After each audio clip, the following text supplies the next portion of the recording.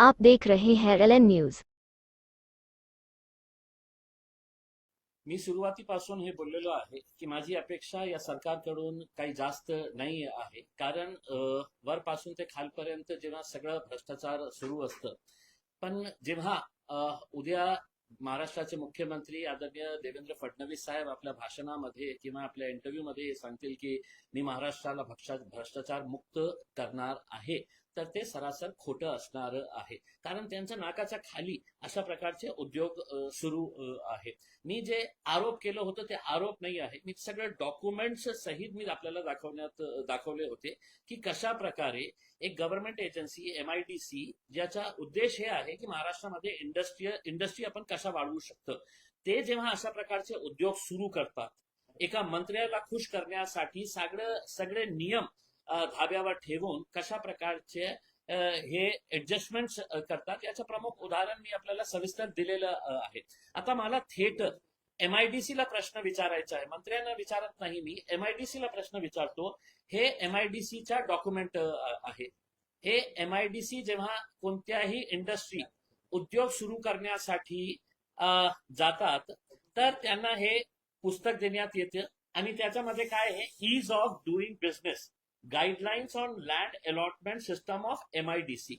हे मी तयार केलेलं नाही आहे, MIDC ने तयार केलेलं आहे. आणि त्याचा सगळ्यात पहिला मुद्दा काय आहे, पहिला मुद्दा जे आपल्याला काही आत जाण्याची आवश्यकता नाही आहे, पहिला मुद्दा हे आहे की auction procedure for allotment of plots, पहिला मुद्दा आहे त्यांचा रूल नंबर 1. आणि त्याच्यामध्ये त्यांनी काय सांगितलेले आहे, where more than 80% plots is allotted in such industrial areas, remaining plots will be allotted by way of auction. याचा अर्थ हे आहे की कोणत्या इंडस्ट्रियल एरियामध्ये 80% प्लॉट जे आहे ते अलॉट करण्यात आलेलं आहे, लोकांना देण्यात आलेलं आहे. आता उर्वरित फक्त 20% राहिलेले आहे.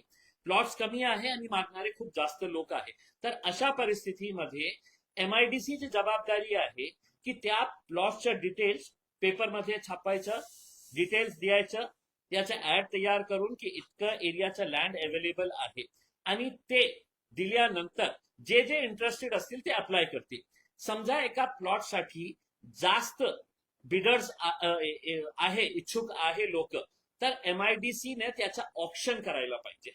हे त्यांचा नियम म्हणतो, माझा नियम नाही आहे, त्यांचा नियम म्हणतो. आणि ते ऑप्शन केल्यानंतर समजा 5 लोक आले, तर कोणी जास्त पैसे दिले तर त्याला हे अलॉट करण्यात येत नाही. त्याचाही नियम आहे. त्याचा नियम हे आहे की ते जेन्युन एंटरप्रिन्युअर आहे का. या केसमध्ये हे संजय सिरसाट साहेबांचा मुलगा, त्यांची पत्नी जी आहे, ते जेन्युन एंटरप्रिन्युअर आहे का, नाही आहे, ते जेन्युन एंटरप्रिन्युअर नाही आहे. मग त्यांची फायनान्शियल क्रेडिबिलिटी बघावं लागतं. इंडस्ट्रियल बॅकग्राऊंड अँड एक्सपिरियन्स, त्यांचा इंडस्ट्रियल बॅकग्राऊंडचा एक्सपिरियन्स आहे का, नाही आहे. राजनीतीमध्ये आहे, एक गृहिणी आहे. तिसरं म्हणजे एम्प्लॉयमेंट जनरेशन.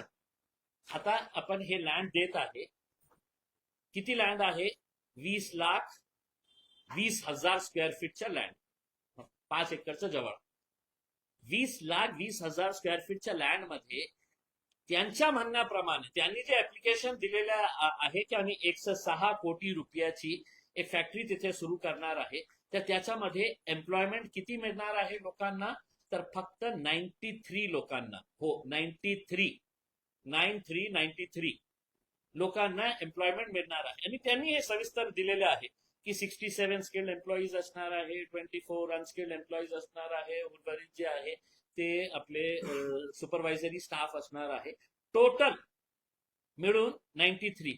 आता मी आपल्याला सांगतो की वालूज मध्ये जे MSME चे छोटे छोटे गाडे देण्यात आलेले आहे, 3 एकरामध्ये आहे. ते वालूजच्या जे ट्रक टर्मिनस आहे त्याच्या शेजारीच ते MSME ला लँड देण्यात आली होती, छोटे छोटे गाडे देण्यात आले होते. त्या 3 एकरामध्ये 1,000 लोक काम करत आहे. 1,000 लोक म्हणजे एका साईडला आपल्याला जॉब क्रिएशन करायचं आहे. आणि MIDC ने जेव्हा हे लँड साठी मुंबईला प्रस्ताव पाठवला, तर त्यांनी हे म्हटलं की प्रायोरिटी लँड अलॉटमेंट. हे प्रायोरिटी लँड अलॉटमेंट MIDCच्या अधिकाऱ्यांना मी सांगू इच्छितो की ती फॉर्च्यून 500 कंपनी आहे, जगातली खूप मोठी कंपनी आहे, किंवा या देशातली मोठी कंपनी आहे, अंबानी सारखी, अडानी सारखी. जे कोट्यवधी रुपये खर्च करणार आहे, इन्व्हेस्टमेंट करणार आहे आणि ज्याच्यामुळे खूप सारे जॉब्स क्रिएट होणार आहे.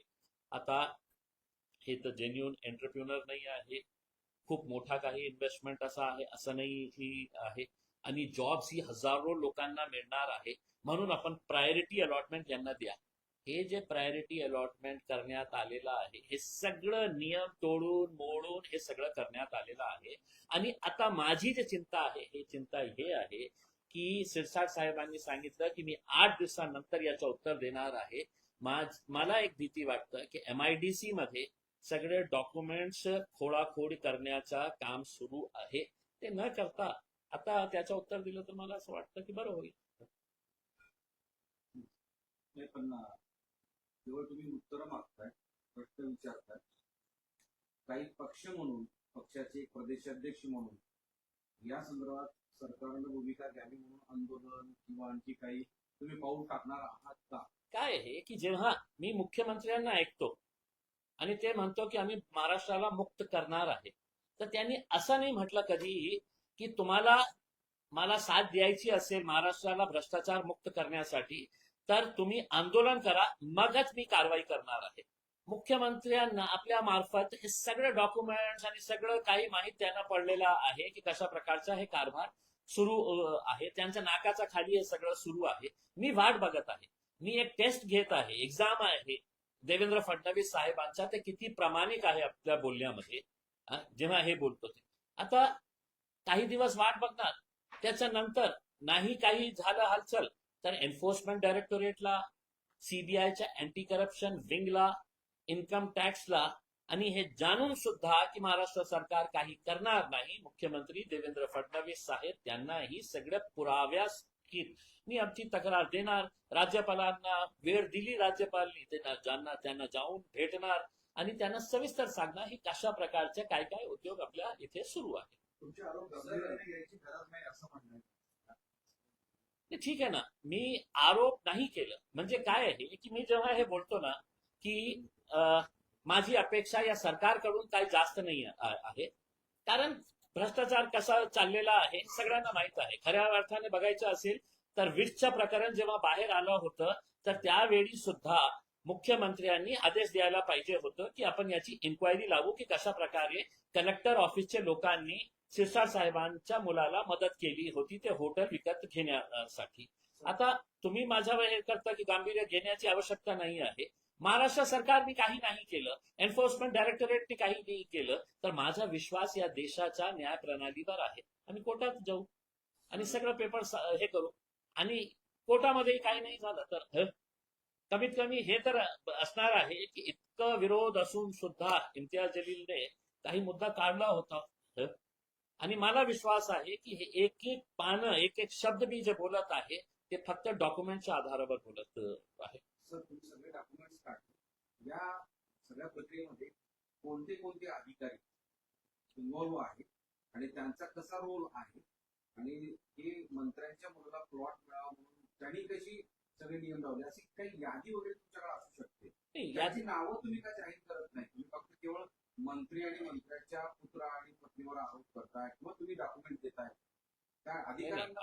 आपण ते डॉक्युमेंट्स बारीकीने वाचलं असेल तर मी आपल्याला हे पण डॉक्युमेंट दिलेले आहे की लोकल जे कमिटी असते MIDCची त्याच्यामध्ये 3 अधिकारी होते, ते त्यांचं नावही मी दिलेलं आहे. आणि जेव्हा हे प्रपोजल मुंबईच्या MIDC मध्ये गेलं तर कोण कोण अधिकारी याच्यामध्ये निर्णय घेणारे होते आता माझ्याकडे नाही आहे. मी तुम्हाला पुन्हा पाठवतो किंवा पुन्हा जेव्हा तुम्ही माझ्याकडे येईल त्यांच्या सगळ्यांचं नाव मी सांगतो. एक नाव मी तुम्हाला सांगतो की जे इलेक्शन ऑफिसर होते, इलेक्शन इन्चार्ज होते या कॉन्स्टिट्युएन्सीचे, गिरासे या कॉन्स्टिट्युएन्सीचे, माझ्या विरोधात जे भारतीय जनता पार्टीचे उमेदवार होते ते आमच्या कॉन्स्टिट्युएन्सीचे MIDCचे रिजनल ऑफिसर होते, ते इलेक्शन ऑफिसर होते. आता मी त्यांच्याकडे खूप सारी तक्रार केली होती की कशा प्रकारे पैसे वाटण्याचं काम सुरू होता. डोणगावकर नावाच्या एका वकीलने त्याच्या ऑफिसमध्ये कशा मुस्लिम महिलांना बोलवून त्यांच्याकडून हे सगळं पैसे वाटत होते. हे आंबेडकर नगरमध्ये कशा प्रकारे त्याच्या तिकडचं कॉर्पोरेटर पैसे वाटत होता, सगळं व्हिडिओ सहित दिलं. ते इन्क्वायरी करायला पाहिजे होतं. सरकारनी जे मला पाळलं अतुल सावेंनी त्यांच्या ओएसडी करून टाकलं त्यांना. आता ते त्यांच्या ऑफिसमध्ये आहे. तर अशा प्रकारचे उद्योग सुरू असताना अपेक्षा कुणाकडून करू मी हे सांगत. गिराशी आरोप त्यांनी ते असं म्हणतायत की माझी जबाबदारी नाही, ती जे आराखडा तयार करण्याची एक सिस्टीम असते, एक टीम असते, त्या टीमनं ते निर्णय घेतलेला आहे की अशा अशा पद्धतीनं ती जागा, ते अलॉटमेंट, ते आरक्षण बदलता येऊ शकते, त्यांची कामं. नाही ते आपल्याला खोटं सांगत आहे की त्यांची सिग्नेचर जे 3 लोक होते, 3 अधिकारी होते इकडचे, की जेव्हा त्यांनी प्रस्ताव तयार केला आणि त्यांना असं वाटलं की हे जे क्षेत्रामध्ये जे दुसरं ट्रक टर्मिनस आहे त्याची आवश्यकता नाही आहे, आणि त्यांनी खरं सांगायचं असेल तर खोटे आकडे आपल्या हेड ऑफिसला पाठवले की 5 एकरामध्ये आपल्याला फक्त 70-80 ट्रक्स तिथे थांबतील, म्हणून आम्हाला आवश्यकता नाही आहे. तुम्ही आत्ताही गेलं, मी सगळं मीडियावाले सोबत गेले होते, त्या एरियामध्ये पूर्ण रस्त्यावर हे ट्रक्स उभे आहेत. मग कोणत्या आधारावर हे यांनी सांगितलं होतं की आम्हाला या ट्रक टर्मिनसची आवश्यकता नाही? आज ते ट्रक कुठे उभे आहे? तर रस्त्यावर उभे आहे आणि रस्त्याच्या दोन्ही साईडला उभे आहे. मग कोणत्या आधारावर तुम्हाला असं वाटलं की हे ट्रक टर्मिनस नाही? आधार एकच होता, मागणारा व्यक्ती मंत्रीचा मुलगा होता. मंत्री पॉवरफुल आहे, धमक्या देतात अधिकाऱ्यांना की तुम्हाला एकनाथ शिंदे साहेबांच्या समोर नेऊन उभे करणार आहे, म्हणून ते घाबरले. आणि घाबरल्यानंतर मंत्र्याला कोण हे नाही म्हणणार आहे, त्यांनी सगळं हे तयार करून दिले, पाठवले. मी सीएमआय आणि मसिया अशा 2 मोठ्या संघटना इथे संपर्क आणि त्यांचं असं आहे की इंडस्ट्री वाढली पाहिजे, जे गरजू आहेत, खरंच रिअल उद्योजक आहेत, त्यांना ते प्लॉट मिळाले पाहिजे, यासाठी ते पाठपुरावा वगैरे करतात. ते मात्र या तुमच्या सगळ्या याच्यानंतर कुणी काही समोर बोलत नाही. काय आहे की सीएमआयचे जे पदाधिकारी आहेत ना, ते सगळे मोठे मोठे लोक आहेत. त्यांचं काम काय आहे की मंत्र्यांना 5 स्टार हॉटेलमध्ये बोलवायचं, त्यांच्याकडून काही उद्घाटन करून घ्यायचं, त्यांचा फूल हार घालून सत्कार करायचं. हे जे काम आहे, जे मी आज करत आहे, हे माझी जबाबदारी नाही आहे, हे सीएमआयची जबाबदारी आहे. त्यांच्या समोर लोटांगण करण्यासाठी आपण पदाधिकारी नाही झालेले आहे की मंत्री आला म्हणजे आपण त्यांचा दरवाजा उघडायचा. हे याच्या अगोदरही जेव्हा इन्स्पिरा नावाच्या एक प्रकल्पाबाबत मी बोललो होतो की एमआयडीसीने कशा प्रकारे सगळे नियम तोडले होते, त्यावेळी सुद्धा सीएमआयची जबाबदारी होती इंडस्ट्रियल लँड प्रोटेक्ट करण्यासाठी. एका बिल्डरला देऊन इंडस्ट्री लँड आणि तिथे ते प्लॉट्स विकत आहे. हे काम सीएमआयचा आणि मासिया खूप स्ट्रॉंग आहे, एक्झिबिशन आता भरणार आहे. ते मासियाचे पदाधिकारी, स्मॉल स्केल इंडस्ट्रीज असोसिएशन, हे सगळ्यांनी प्लॉट्स मागितलं होतं. मासियानेही मागितलं होतं, स्मॉल स्केल इंडस्ट्रीज असोसिएशन वाल्यांनी मागितलं होतं रितसर एमआयडीसी मध्ये. पण आज हे सगळे लोक ते डॉक्युमेंट द्यायला घाबरत आहे, कारण मंत्री साहेबांचे जवळचे जे लोक आहेत ते थोडेसे गुंड प्रवृत्तीचे आहे, तर ते लोक घाबरतात. इंटरजली घाबरत नाही, म्हणून हे सगळं तुमच्या समोर बोलत आहे मी. मुंबईच्या मुंब्रामध्ये लोकल काय आहे की खूप दुर्दैवी गोष्ट आहे. आपण दर काही महिन्यांनी आपल्याला अशा बातमी मिळायला मिळतं की रेल्वेचा ऍक्सिडेंट झालेला आहे. मुंबईचं जे लोकलचं इन्फ्रास्ट्रक्चर आहे ते आपण जे लहान होतो ना त्यावेळीपासून आपण बघत आहे. मंत्री येतात, खूप आश्वासनं देतात की आम्ही मुंबईच्या साठी आपण वेगळं काही करणार आहे. लोकसभामध्ये जेव्हा आम्ही होतो तर आम्ही मागणी केली होती की मुंबईच्या रेल्वे संदर्भात, कारण मुंबईची जे लोकल आहे ते मुंबईची लाईफलाईन आहे, आणि आपण काय आहे फक्त आकडे गिनत आहे दर काही महिन्यांनी की या महिन्यामध्ये इतके ऍक्सिडेंट झाले, इतके पडून मेलेले आहे. आणि सरकार काय करणार आहे?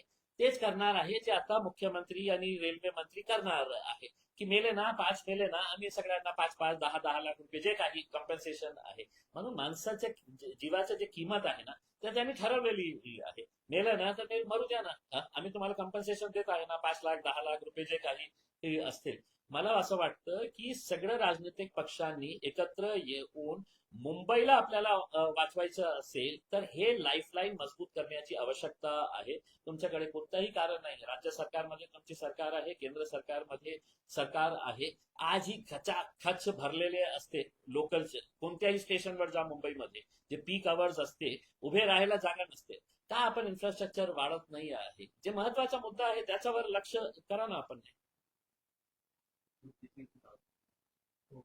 साहेब 5 मिनिटात आलो सर. आप देख रहे हैं औरंगाबाद ALN न्यूज. लाइक करें, सब्सक्राइब करें और शेयर करें.